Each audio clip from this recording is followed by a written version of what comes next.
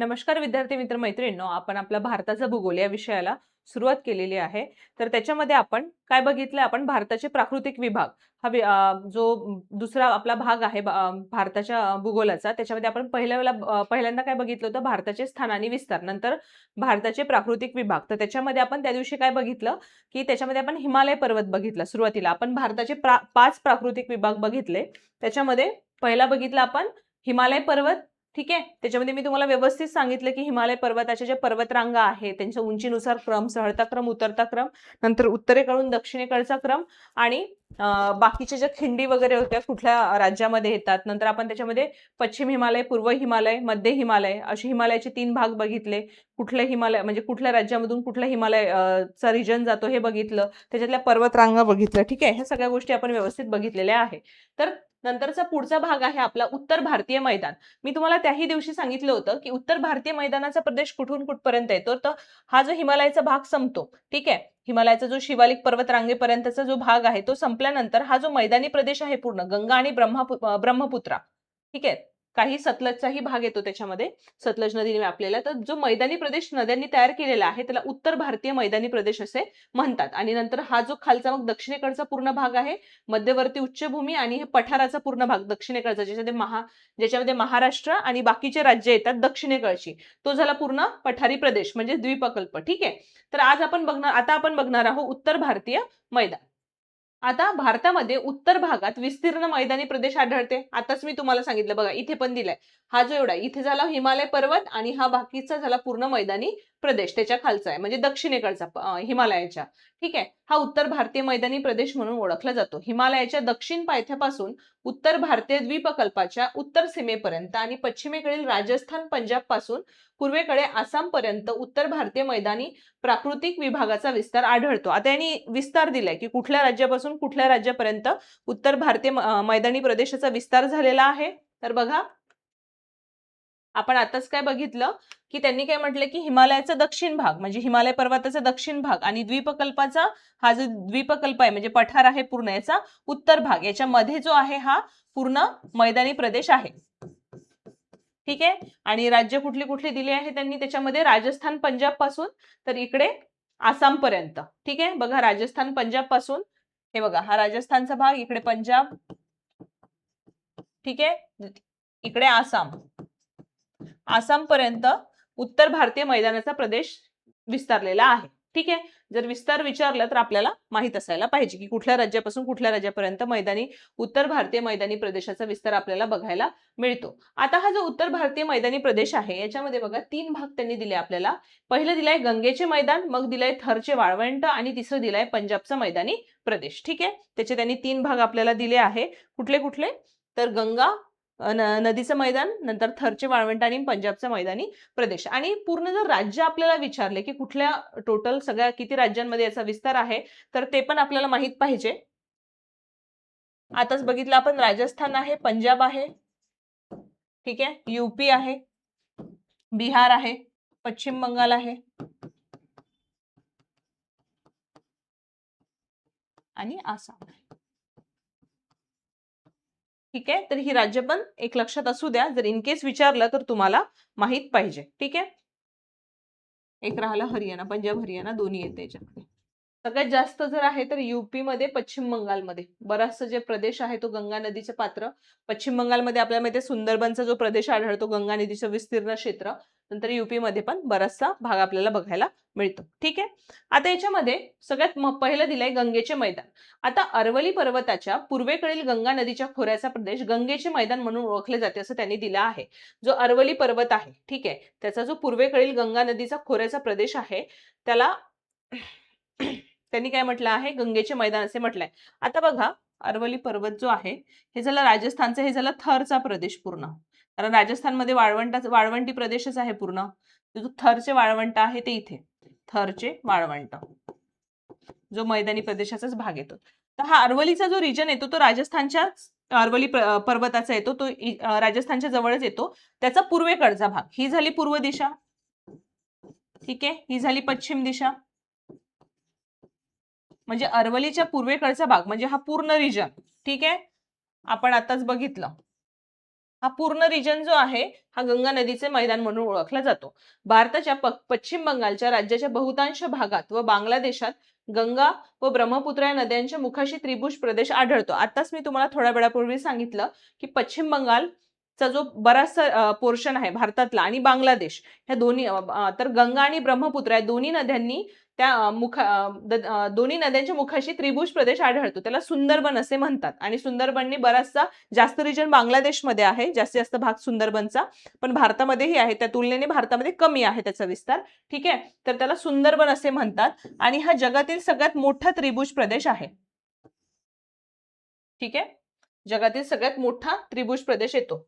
एवढ्यात जर waste Bengal आलं तर इथे वेस्ट बेंगॉल, नंतर यूपी आणि इकडे जो बांगलादेशचा रिजन आहे इथे त्याचं बरेचसे विस्तीर्ण क्षेत्र पसरलेलं आहे. कारण पश्चिम बंगाल आणि आसाम इकडे आपल्याला ब्रह्मपुत्रा नदीचं प्रदेश सुरू होतो माहितीये, गंगा नदीचा इथपर्यंत विस्तार येतो, इथून पुढे ब्रह्मपुत्रा नदी आहे. ठीक आहे, तर या दोन्ही नद्यांनी त्यांच्या मुखाशी त्रिभुज प्रदेश तयार केलेला आहे, त्याला सुंदरबन असे म्हणतात आणि जगातील सर्वात मोठा त्रिभुज प्रदेश तो आहे. ठीक आहे, आता याच्यामध्ये अजून एक महत्वाचं काय माहिती आहे का, तुम्हाला जर इन केस ते विचारलं पेपरला, तुम्हाला माहित पाहिजे, जे मैदान असते त्या मैदानामध्ये आता नदीचे जे खोर आहे त्याच्यामध्ये गाळ बराचसा वाहून येतो, त्या गाळाचे काही प्रकार आहे, ते गाळाचे प्रकार एकदा आपण बघून घेऊया. हा तर बघा, पहिला आपला आहे भाबर. तर भाबर म्हणजे काय, तर हिमालयाचा जो पायथा आहे हा झाला हिमालयाचा प्रदेश इथपर्यंत. हिमालयाच्या पायथ्याशी जो दगडगोटे असतात, म्हणजे जे खडकाळ जो रिजन म्हणतो किंवा दगडगोट्यांनी पंख्याच्या आकाराची मैदाने तयार केलेली असतात. इथे जो आकार तयार होतो त्याचा आकार पंख्याच्या आकारासारखा असतो. ठीक आहे, तर पंख्याच्या आकाराची जी मैदाने तयार होतात ना त्याला भाबर असे म्हणतात. जर शॉर्टकट मध्ये लक्षात ठेवायचं तर पंख्याच्या आकाराची मैदाने काय म्हणतात, त्याला भाबर असे म्हणतात, ज्याच्यामध्ये भरडी वाळू असते, दगड गोटे वगैरे असा बराचसा आपल्याला भाग त्याच्यामध्ये बघायला मिळतात. आणि भाबरमध्ये जो आहे ती नद्यांचे प्रवाह लुप्त होतात. हा जो भाबरचा रिजन होतो असतो याच्यामध्ये आता इकडून येणाऱ्या ज्या नद्या आहेत त्यांचे प्रवाह लुप्त होतात. मग त्या नद्या, लुप्त झालेल्या नद्या जिथे बाहेर येतात आणि तिथे दलदलीचा प्रदेश तयार होतो त्याला तराई असे म्हणतात. नद्या लुप्त होतात आणि त्या लुप्त झालेल्या नद्या जेव्हा त्याचा जो प्रवाह आहे तो पुन्हा भूपृष्ठावर येतो आणि तिथे एक दलदलीचा प्रदेश तयार होतात, त्याला तराई असे म्हणतात. लुप्त झालेल्या नद्या जिथे भूपृष्ठावर बाहेर येतात त्याला तराई असे म्हणतात. आणि त्याच्यानंतर आहे तिसरं मग भांगर. भांगर म्हणजे नद्याचा जो गाळ आहे, जुना गाळ तिथे साचलेला असतो, त्या प्रदेशाला भांगर असे म्हणतात. ठीक आहे, जिथे जुन्या गाळाचा प्रदेश आहे, म्हणजे नदीचा जो गाळ आहे, जो जुना, आता नवीन गाळ जो आहे तो नदीच्या एकदम किनारी असणार आहे, तर जुना गाळ हा त्याच्यापासून थोडा लांब असतो, तर त्या प्रदेशाला भांगर असे म्हणतात, जुन्या गाळाचा प्रदेश. आता भांगर, तुम्हाला जर आता भांगरमध्ये कन्फ्युजन होत असेल ना, तर भंगार म्हणजे काय, आपण जुन्या वस्तू ज्या देतो त्याला आपण भंगार म्हणतो ना, तर जुन्या गाळाचा प्रदेश, त्याच्यावरून लक्षात ठेवायचं भंगार. ठीक आहे, आणि भाबर काय आहे, भाबर म्हणजे दगडगोट्यांचा, जिथे दगडगोटे किंवा वाळू याच्यापासून पंख्याच्या आकाराची मैदाने तयार होतात त्याला भाबर म्हणतात, आणि जुन्या गाळाचा प्रदेश म्हणजे भांगर. आणि याच्यामध्ये फक्त गाळ जे आहे गाळावरून लक्षात ठेवा. आणि खादर म्हणजे काय, खादर म्हणजे नवीन गाळाचा प्रदेश, जो नदीचा नवीन गाळ असतो एकदम नदीच्या किनारी. ठीक आहे, तर हे 4 प्रकार आहे गाळाचे, जे नदीचा जो गाळ आहे त्याचे 4 प्रकार आहे, भाबर, तराई, भांगर आणि खादर. तराईचा प्रदेश म्हणजे दलदलीचा, जिथे जो भाबरमध्ये नद्या लुप्त होतात, नद्यांचे प्रवाह जिथे वर येतात भूपृष्ठावर आणि तिथे दलदलीचा प्रदेश तयार होतो त्याला आपण तराई असे म्हणतो. ठीक आहे, हे एवढं इम्पॉर्टंट आहे ते लक्षात असू द्या. मग आहे थरचे वाळवंट. आपण त्याच्या आधी काय गंगेचे मैदान बघितले, गंगेच्या मैदानाचं बघितलं की कुठे आहे, अरवली पर्वताच्या पूर्वेकडचा जो भाग आहे हा. आता थरचे वाळवंट कुठे आहे, राजस्थानमध्ये. म्हणजे हा पूर्ण रिजन जो आहे तो येतो थरच्या वाळवंटाचा. ठीक आहे, हा जो पूर्ण रिजन आहे हा पूर्ण रिजन थरच्या वाळवंटाचा आहे. आणि अरवली पर्वत जो आहे तुझा विस्तार सगळ्यात जास्त राजस्थानमध्येच झालेला आहे, त्याचा पूर्वेकडचा भाग म्हणजे गंगेचे मैदान, आणि हे राजस्थानचा जो पूर्ण प्रदेश आहे तो म्हणजे थरचे वाळवंट.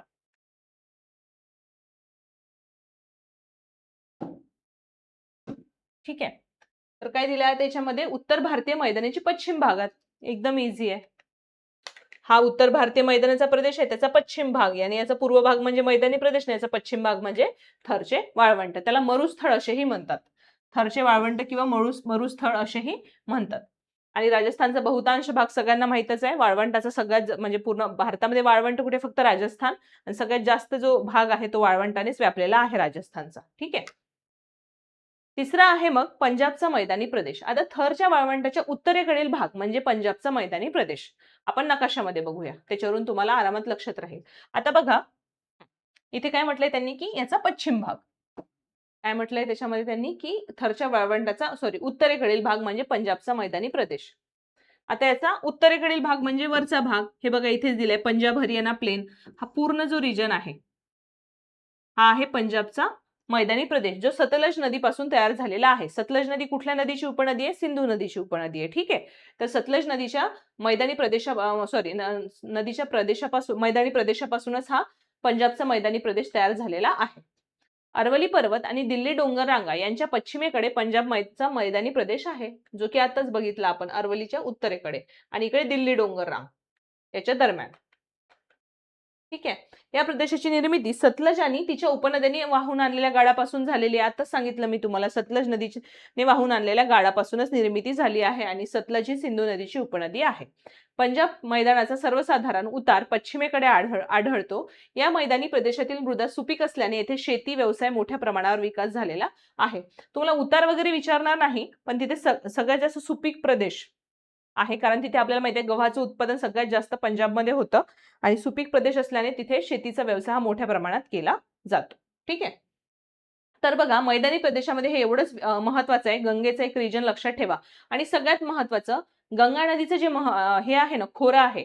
आता कुठलाही गाळामुळे तिथली जमीन ही सुपीक होणार, मग तिथे शेती म्हणा किंवा बाकीचेही, शेतीमुळे बाकीचेही व्यवसाय विकसित होतात. मग तिथे त्या मानाने लोकसंख्या पण म्हणजे बरीचशी लोकांची वस्ती वाढत जाते, दाट वस्ती होते. तर देशाच्या 43% लोकसंख्या जी आहे ती उत्तर भारतीय मैदानी प्रदेशामध्ये एकवटलेली आहे. ठीक आहे. एवढं लक्षात असू द्या. भारतामध्ये सगळ्यात जास्त लोकसंख्या जर एकवटली असेल सगळ्यात जास्त, तर ते गंगा नदीच्या खोऱ्यामध्ये आहे, कारण सुपीक गाळाचा प्रदेश आहे, त्याच्यामध्ये दाट वस्ती आहे. तर सगळ्यात जास्त लोकसंख्या जी आहे ती त्या रिजनमध्ये, उत्तर भारतीय मैदानामध्ये गंगा नदीच्या खोऱ्यामध्ये एकवटलेली, किंवा सगळ्यात जास्त दाट पॉप्युलेशन जे म्हणतो, लोकसंख्या आपल्याला त्या रिजनमध्ये बघायला मिळते. ठीक आहे. त्याच्या पुढे आहे मग द्वीपकल्प. द्वीपकल्प म्हणजे मगाशीच सांगितलं मी तुम्हाला, पूर्ण पठारी प्रदेश. ठीक आहे. हा जो पठाराचा पूर्ण प्रदेश आहे, एक मध्यवर्ती उच्चभूमी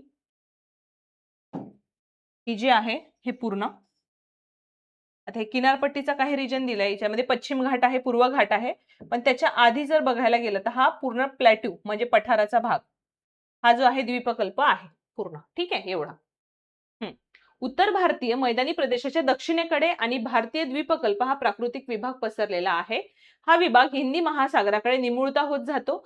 भारतीय द्वीपकल्पीय विभागात अनेक लहान मोठे पर्वत आणि पठारे आहेत. आताच आपण त्यांचं म्हणणं काय आहे की हा जो प्रदेश आहे हे जे मैदान आहे याच्या दक्षिणेकडे आहे. ठीक आहे. आणि इथे हिंदी महासागर आहे. थांबा, तुम्हाला मी दुसऱ्या नकाशावरून दाखवते. याच्यावरून तुम्हाला व्यवस्थित समजेल.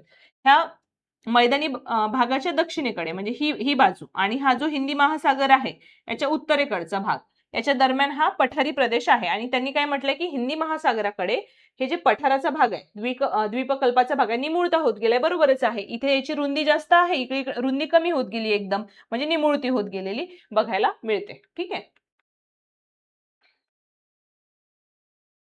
पुढे काय दिलंय की भारताच्या द्वीपकल्पीय विभागामध्ये उत्तरेकडील भागात अरवली पर्वत आहे. हा सर्वात प्राचीन वली पर्वत आहे. मगाशीच मी तुम्हाला सांगितलं की अरवली पर्वत जो आहे तो द्वीपकल्पाच्या उत्तरेकडे येतो. ठीक आहे. त्याच्यामध्ये काय दिलं की प्राचीन वली पर्वत. आता प्राचीन म्हणजे जुना, मगाशीच सांगितलं. हिमालय कसा आहे? अर्वाचीन वली आहे, म्हणजे तरुण आहे. तरुण वली पर्वत आहे. आणि अरवली कसा आहे? प्राचीन वली पर्वत आहे. मगाशीच सांगितलं होतं मी तुम्हाला. ह्या दोन्हीच्यात कन्फ्युजन होऊ देऊ नका. भारताच्या द्वीपकल्पीय विभागाच्या दख्खन पठाराच्या पश्चिम सीमेलगत पश्चिम घाट आणि पूर्व सीमेलगत पूर्व घाट आपल्याला बघायला मिळतो. ठीक आहे. आणि विभागाच्या मध्यभागामध्ये विंध्य सातपुडा पर्वत आहे. तर चला आपण हे नकाशामध्ये बघूया, तुम्हाला लक्षात राहील. मी तुम्हाला नकाशावरून याच्यासाठी सारखं एक्सप्लेन करते, कारण याच्यावरून तुम्हाला इझिली लक्षात राहतं. विस्तार वगैरे लक्षात ठेवायचा असेल तर आपली जी आपण फोटोच्या सहाय्याने ज्या गोष्टी लक्षात ठेवतो तर आपल्याला जास्त लक्षात राहतात. म्हणून मी तुम्हाला नकाशावरून, तसे भूगोल हा विषय असा आहे की तुम्ही जेवढ्या नकाशावरून त्याला लक्षात ठेवाल तेवढे जास्त इझिली लक्षात राहतं. ठीक आहे. तर आता त्यांनी त्याच्यामध्ये काय म्हटलंय आपल्याला, की त्यांनी म्हटलंय की याच्या पश्चिम बाजूमध्ये पश्चिम घाट आहे.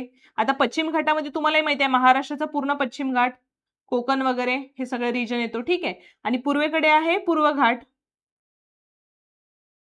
याच्या दरम्यान जो आहे हा झाला पूर्व घाट, कारण ही पूर्व बाजू झाली. इथं ग्रीन दिलंय म्हणजे पूर्ण जंगल किंवा पर्वते वगैरे हा प्रदेश येतो. हिरवळ दिली आहे म्हणून ग्रीनरी. ठीक आहे. आणि हा पूर्ण पठाराचा प्रदेश. तर हे लक्षात असू द्या. आणि मध्य भागात विंध्य आणि सातपुडा पर्वत. आता बघा इथे मध्यवर्ती भाग, इथे हा झाला मध्यवर्ती भाग, जिथे छत्तीसगड वगैरे इकडे, नंतर झारखंड वगैरे, MP. ठीक आहे. तर इथे विंध्य आणि सातपुडा. आता महाराष्ट्राच्या तुम्हाला आता इथे जवळपास आपला महाराष्ट्र आहे. ठीक आहे. तर महाराष्ट्राच्या उत्तरेकडे आपल्याला माहिती आहे सातपुडा पर्वत आहे, मग इकडे विंध्य पर्वत आहे. तर हा जो रिजन आहे मधातला, हा जो पूर्ण आहे मधला, तो विंध्य आणि सातपुडा पर्वतांनी व्यापलेला आहे. ठीक आहे. आता पठारे. भारताच्या द्वीपकल्पीय विभागात सपाट मैदाने आणि काही पठारांची शृंखला आहे. ठीक आहे. त्याच्यामध्ये कुठले कुठले पठार आहे? पठारी प्रदेशामध्ये महाराष्ट्र पठार आहे, कर्नाटक आणि तेलंगणा पठार आहे, छोटा नागपूर पठार आहे, नंतर पूर्वेकडचे पठार इत्यादी महत्वाची पठारे आपल्याला बघायला मिळतात. बघा महाराष्ट्र पठार, दख्खन प्लॅटू आपण ज्याला म्हणतो, दख्खनचा पठार. इकडे कर्नाटक राज्याचा जो रिजन आहे त्याला कर्नाटकचे पठार म्हणतात. इकडे तेलंगणाचे पठार आहे, नंतर इकडे छोटा नागपूर पठार आहे. ठीक आहे. इकडे छत्तीसगडचे पठार आहे. तर अशा बरेचसे जे आहे, इकडे मेवाड पठार आहे. अरवलीच्या रेंजच्या एरियामध्ये इकडे मेवाड येतं, नंतर इकडे छोटा नागपूर पठार येतं. असे काही महत्वाचे फेमस पठार आपल्याला बघायला मिळतात या रिजनमध्ये. हे एवढं काही महत्वाचं, हे काही गोष्टी महत्वाच्या नाहीये, एवढं नाही विचारणार. ठीक आहे. फक्त विस्तार वगैरे ह्या गोष्टी लक्षात ठेवा. आणि टोटल दख्खनचं जे पठार आहे त्याचा जो विस्तार आहे तो 8 राज्यातून आहे. दख्खनच्या पठाराचा जो विस्तार आहे तो 8 राज्यात आहे. ठीक आहे. हे लक्षात असू द्या. महत्वाच्या रांगा आहेत त्याच्यामध्ये मैकल वगैरे, महादेव रांग, सातपुडा पर्वत वगैरे. तर हे तुम्हाला एवढे डिटेलमध्ये विचारत नाही. ठीक आहे. मी जेवढं महत्वाचं सांगितलंय फक्त तेवढं लक्षात असू द्या. आता यांनी याच्यामध्ये पश्चिम घाट आणि पूर्व घाट दिलेला आहे. आता पश्चिम घाट आणि पूर्व घाट जो आहे, तर पश्चिम घाट हा दक्षिणोत्तर दिशेने पसरला आहे, आपल्याला माहितच आहे. उत्तर ही दिशा याची आणि ही दक्षिण. ठीक आहे. आणि पूर्व घाट कसा आहे? नैऋत्य ईशान्य.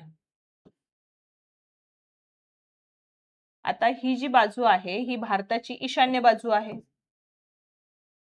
आणि ही आहे नैऋत्य बाजू, हे दक्षिण इथे. ठीक आहे.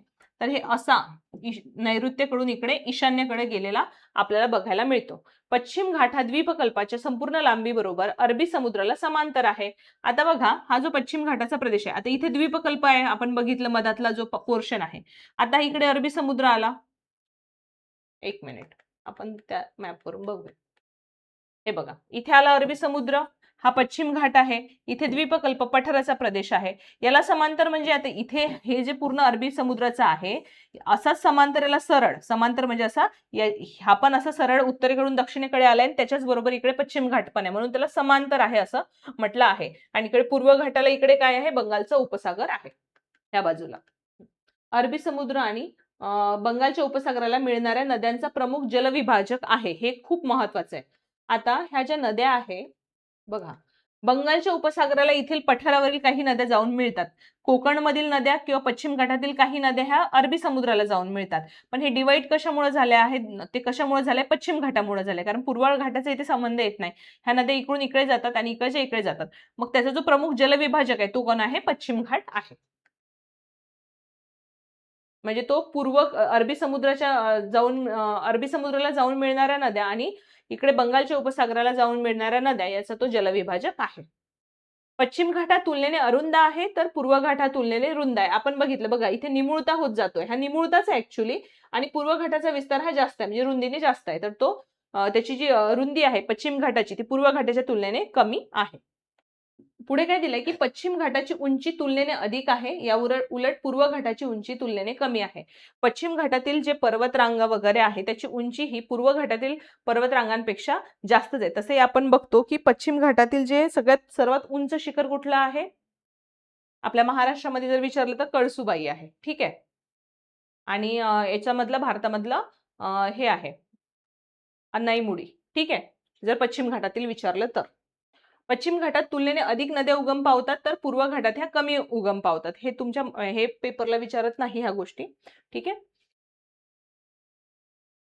आता आपल्याला नदी प्रणालीमध्ये आपल्याला हे बघावं लागेल की पश्चिम घाटातील महत्त्वाच्या नद्या कोणत्या, आणि इकडे म्हणजे पश्चिम घाटात बऱ्याचशा नद्यांचा उगम होतो. तर मग त्या महत्त्वाच्या गोदावरी, कृष्णा, कावेरी, ठीक आहे, ह्या ज्या पश्चिम घाटातील उगम पावणाऱ्या नद्या आहे, तिकडे गंगा वगैरे, सिंधू, ब्रह्मपुत्रा ह्या उत्तरेकडील नद्या आहेत. तर आपल्याला त्या पठारावरील नद्या आणि हिमालय पर्वतातील नद्या म्हणजे हिमालयीन नद्या ह्या दोन्ही नदी प्रणाली बघायच्या आहेत. त्या आपण त्या चॅप्टरमध्ये डिटेलमध्ये बघूया. ठीक आहे, हे बाकीचं काही महत्त्वाचं नाहीये.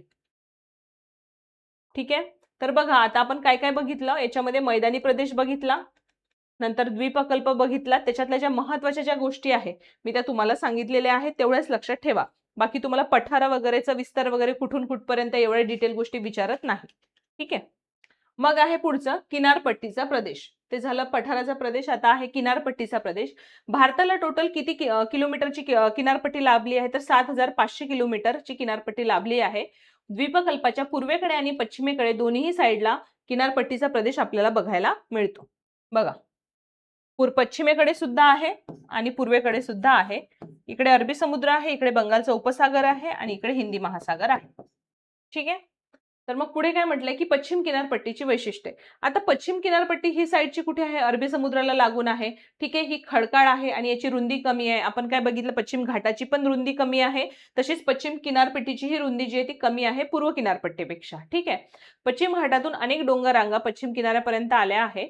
पश्चिम घाटातून उगम पावणाऱ्या व वेगाने वाहणाऱ्या अनेक नद्या ह्या अरबी समुद्राला जाऊन मिळते. आता हा जो पश्चिम घाटातल्या नद्या आहे, नंतर आपल्या महाराष्ट्रातील कोकणातील नद्या, ह्या सगळ्या पश्चिम अरबी समुद्राला जाऊन मिळतात आणि पठारावरील काही नद्या ज्या आहे इकडे बंगालच्या उपसागराला जाऊन मिळतात. ठीक आहे. आता याच्यामध्ये किनारपट्ट्या बघा कुठल्या कुठल्या. इकडे कोकण कोस्ट, कोकणची किनारपट्टी आहे, इकडे कन्नडची, इकडे मलाबारची आहे. ठीक आहे. आणि ह्या कर्नाटक किनारपट्टीलाच कारवारची किनारपट्टी म्हणतात. कारवार लक्षात ठेवा, कारवार. आणि मलाबार कुठल्या राज्याच्या किनारपट्टीला म्हणतात, केरळच्या. ठीक आहे. आणि पूर्वेकडे उत्कल किनारपट्टी ही कुठल्या राज्याची आहे, ओडिशा. हे विचारू शकतात, विचारतातच. ओडिशा. नंतर आंध्र कोस्ट म्हणजे आंध्र प्रदेश आणि इकडे हे कोरोमंडल म्हणजे तामिळनाडू. राज्य विचारणार तुम्हाला, किनारपट्ट्या दिल्या असणार, कर्नाटकच्या किनारपट्टीचे नाव काय असे विचारू शकतात, तर ते माहित पाहिजे. कारवार. केरळच्या किनारपट्टीचे नाव काय, तर मलाबार. इकडे ओडिशा किनारपट्टीला काय म्हणतात, उत्कलची किनारपट्टी म्हणतात आणि तामिळनाडूचं याला कोरोमंडल असे म्हणतात. तर हे माहित पाहिजे कंपल्सरी. पूर्वेकडे किती आहे, 3 आहे. कोकण किनारपट्टी, कारवार किनारपट्टी आणि मलाबार किनारपट्टी. आणि पूर्वेकडे सुद्धा 3च आहे, उत्कल कोस्ट, आंध्र किनारपट्टी आणि इकडे कोरोमंडल किनारा म्हणजे ते किनारपट्टी तामिळनाडू. ठीक आहे. आता तेच आपण बघितलं की पूर्व किनारपट्टीचा प्रदेश कुठे आहे, बंगालच्या उपसागराला लागून आहे. आणि अजून एक लक्षात ठेवा, पूर्व घाट आणि पश्चिम घाट हे जे घाट बघितले होते, हे जिथे एकत्र येतात ना, ते निलगिरी पर्वताच्या तिथे एकत्र येतात. निलगिरी पर्वत लक्षात असू द्या. जर इन केस विचारलं की पूर्व घाट आणि पश्चिम घाट जिथे एकत्र येतात त्या कुठल्या पर्वताच्या येथे, तर निलगिरी पर्वताच्या तिथे ते एकत्र येतात. ठीक आहे. किनारपट्ट्यांमध्ये एवढंच महत्वाचं आहे आपल्याला. 7,500 किलोमीटरची किनारपट्टी हा एक आकडा तुम्ही लक्षात असू द्या, विचारू शकता. मग आहे द्वीपसमूह. आता द्वीपसमूह म्हणजे हे जे बेटांनी काही प्रदेश आपला व्यापलेला आहे त्यालाच आपण द्वीप असे म्हणतो. त्याच्यामध्ये कुठलं कुठलं आहे, लक्षद्वीप आहे, नंतर आपला अंदमान निकोबार बेट आहे. ठीक आहे, हे महत्वाचे आहे. तर लक्षद्वीप समूह जो आहे हा अरबी समुद्रात स्थित आहे. आता बघा, हा झाला अरबी समुद्राचा पोर्शन, तर ह्या साईडला लक्षद्वीप आहे. ठीक आहे. या द्वीप समूहातील बेटे तुलनेने लहान विस्ताराची आणि कमी उंचीची आहे. तर लक्षद्वीप मधली जी बेटे आहे ती लहान आहे तुलनेने आणि कमी उंचीची आहे आणि ही बेटे भारताच्या नैऋत्य पश्चिम किनाऱ्यापासून खूप दूर आहे, अरबी समुद्रात आहे. आता लक्षद्वीप बद्दल सगळ्यात महत्त्वाचं काय लक्षात ठेवा, उंचीने कमी आहे ही बेटे आणि ही बेटे जी आहे ही प्रवाळाची बेटे आहे, कंकण द्वीपे, प्रवाळाची कंकण द्वीपे आहे, म्हणजे प्रवाळी कंकण द्वीपांपासून बनलेली आहे, हे लक्षात असू द्या. आणि अरबी समुद्रामध्ये लक्षद्वीप द्वीपसमूह आहे. आणि नंतर येतो अंदमान निकोबार, जो बंगालच्या उपसागराच्या इथे येतो. ठीक आहे, हा झाला बंगालचा उपसागर, या साईडला अंदमान निकोबार येतो पूर्वेकडे. ठीक आहे, इथली जी बेटा आहे ही विस्तीर्ण आहे आणि याची उंचीही जास्त आहे लक्षद्वीप बेट समूहापेक्षा, उंच डोंगर आहे. आणि जागृत ज्वालामुखी भारतामध्ये एकच आहे, तो आहे अंदमान निकोबार बेटावर आणि त्याचं नाव आहे बॅरन बेटावर आहे. तो बॅरन बेटावर, अंदमान निकोबार मध्येही एक छोटं बेट आहे, कारण याच्यात बेटांचा समूह आहे टोटल बऱ्याचशा, त्याला आपण अंदमान बेट असं म्हणतो. त्याच्यातील एक छोटंसं बेट आहे बॅरन बेट. इथे भारतातील एकमेव जागृत ज्वालामुखी आहे. पेपरला जर विचारलं भारतातील एकमेव ज्वालामुखीचे नाव कुठले किंवा कुठल्या बेटावर आहे, अंदमान निकोबार बेट असेल तरी करेक्ट लिहायचं, बॅरन बेट आलं असेल तर मग बॅरन बेट ऑप्शन टिक करायचं. ठीक आहे, आणि ही सुद्धा बेटे कंकण द्वीपाच्या स्वरूपात आहे प्रवाळांची. आणि मी तुम्हाला त्या दिवशी सांगितलं होतं भारताच्या स्थान विस्तारामध्ये अति दक्षिणेकडचं टोक भारताचं कुठला इंदिरा पॉइंट आहे, ते जे अंदमान निकोबार बेट समूहातीलच आहे, हे पण लक्षात असू द्या. त्या दिवशी सांगितलं आहे 6°45' अक्षरवृत्तावर आहे, ते हे महत्वाचं आहे. ते भारताच्या अति दक्षिणेकडचे टोक आहे. हे बघा इथे दिलंय अंदमान 6 पोर्शन, इकडे निकोबारचा पोर्शन आहे. अंदमान मध्ये पोर्ट ब्लेअर ही राजधानी आहे. ठीक आहे, अंदमानची, अंदमान निकोबारची. इकडे नॉर्थ अंदमान, उत्तरेकडचं अंदमान, मग मिडल म्हणजे मध्य अंदमान, लिटल अंदमान म्हणजे छोटे अंदमान, निकोबार मध्ये कार निकोबार आहे, लिटल निकोबार आहे, ग्रेट निकोबार आहे. ठीक आहे, तर ते तेवढं महत्वाचं नाहीये, फक्त एक लक्षात ठेवा, जागृत ज्वालामुखीचं नाव लक्षात असू द्या आणि हा दक्षिणेकडील पॉइंट इंदिरा पॉइंट, बस. तर या चॅप्टर मध्ये एवढंच सगळ्या गोष्टी महत्वाच्या होत्या. 5 आपण प्राकृतिक विभाग बघितले, व्यवस्थित बघितले, आणि ज्या ज्या गोष्टी तुम्हाला पेपरला विचारण्यासारख्या होत्या त्या आपण सगळ्या कव्हर केलेल्या आहे.